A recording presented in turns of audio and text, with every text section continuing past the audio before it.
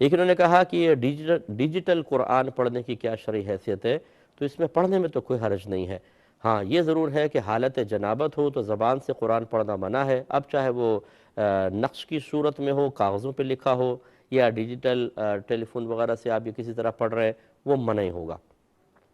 اور اگر آپ کا یہ ہے کہنے کا مطلب کہ جنابت تو نہیں ہے، بے وضو آدمی ہے، وہ چھو سکتا ہے کہ نہیں ہے، تو یاد رکھیے کہ ہمارے نزدیک یہ اسکرین وغیرہ کو چھونے میں کوئی شرعی طور پہ قباحت نہیں ہے، کیونکہ اس پہ کوئی نقش ابھر نہیں آتے کہ آپ کا ہاتھ براہ راست کوئی قرآن کے اوپر لگ رہا ہو۔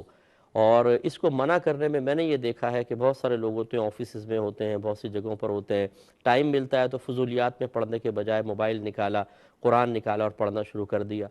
یا سمجھنا شروع کر دیا۔ تو اب اگر ان کو منع کر دیا جائے کہ پہلے وضو کریں، وضو کی جگہ نہیں ہے، گندے باتھ روم ہے، تو اس کا مطلب ہے قرآن رکھ دے اور پھر وہ فضولیات میں پڑ جائے، کسی خراب چیز کو دیکھنے لگ جائے، فضول گفتگو میں پڑ جائے۔ اس سے کہیں زیادہ بہتر یہ ہے کہ جب یہاں پر اجتہادی مسئلہ ہے اور شرع رعایت کا پہلو بھی نکلتا ہے، تو ہم یہی کہتے ہیں کہ اگر موبائل وغیرہ کی اسکرین پر ہاتھ لگائیں گے تو حقیقتاً یہ قرآن پر ہاتھ لگ ہی نہیں رہا، آپ اس کو بالکل ٹچ کر کے بھی پڑھ سکتے ہیں۔